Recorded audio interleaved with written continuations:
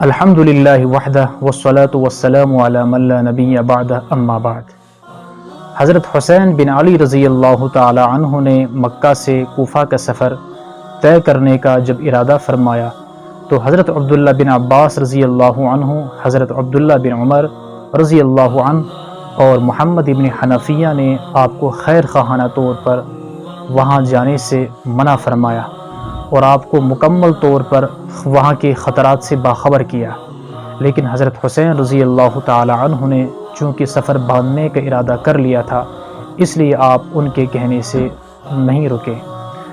حضرت نے سفر شروع کر دیا۔ بیچ میں مسلم بن عقیل کو آپ نے کوفہ میں روانہ فرمایا تاکہ وہاں کی حالات کا مکمل جائزہ لیں اور دیکھ لیں کہ حالات سازگار ہیں یا نہیں، تو وہاں کے لوگوں نے آپ کے ہاتھ پر بیعت کی اور تاریخ کی روایت کے مطابق کم از کم 12,000 لوگوں نے آپ کے ہاتھ پر بیعت کی۔ آپ کو خط لکھا کہ یہاں کے حالات سازگار ہیں، اس لیے آپ تشریف لے آئیں۔ آپ جب آگے چلے، ایک مقام پر پہنچ کر آپ کو یہ اطلاع ملتی ہے کہ عبید اللہ بن زیاد نے مسلم بن عقیل کو شہید کر دیا۔ آپ نے اپنے رفقائے سفر سے یہ بات پوچھی کہ اب کیا کیا جائے، تو رفقائے سفر نے کہا کہ ہم مسلم بن عقیل کا قصاص لیے بغیر واپس نہیں جا سکتے ہیں۔ آگے چل کر آپ نے قیس ابن مسہر کو روانہ فرمایا۔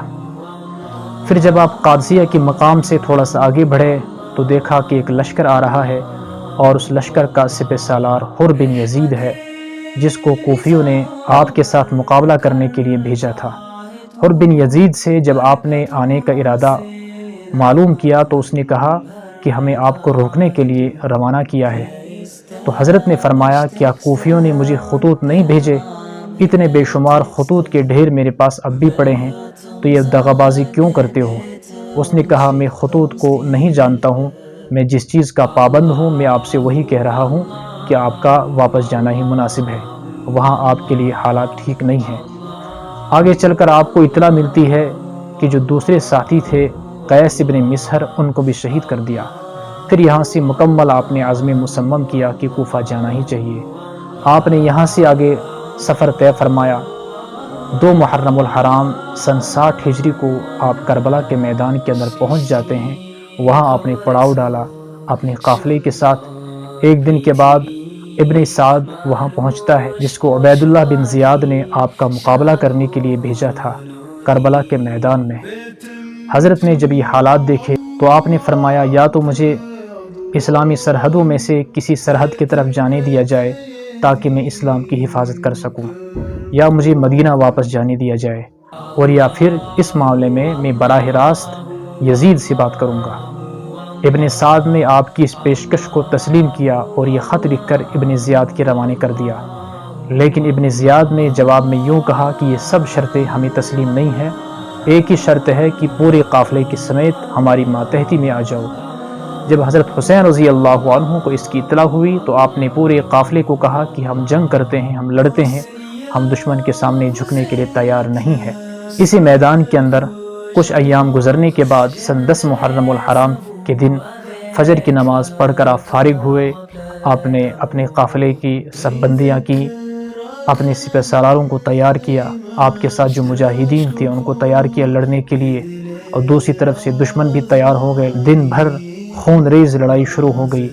دشمن نے بچوں کو بھی معاف نہیں کیا، بلکہ جتنا ہو سکا بچوں کو بھی شہید کیا، ان کی گردنوں پر تلوار چلائی، ان کو نیزوں سے حملہ کیا، بچے بھی شہید ہو گئے، خواتین تک کو نہیں چھوڑا۔ حضرت حسین رضی اللہ عنہ خونی جگر کے ساتھ لڑتے رہے، بھرپور مقابلہ کیا۔ ایک دشمن نے آپ کے بائیں بازو پر تلوار سے حملہ کیا، کمزوری کی وجہ سے آپ پیچھے ہٹتے چلے گئے تو پیچھے سے سنان بن ابی عمرو نے آپ کو ایک نیزہ مارا، جس کی وجہ سے آپ زمین پر گر گئے، اور پھر اس نے پلٹ کر آپ پر دوبارہ حملہ کیا اور آپ کے سر کو تن سے جدا کر دیا۔ تڑپتی ہوئی پیاس کی حالت میں آپ کو شہید کر دیا گیا۔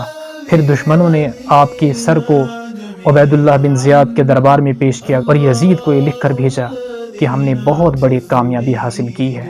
حقیقت میں کامیابی اگر حاصل ہوئی تو حضرت حسین رضی اللہ عنہ کو کامیابی ملی۔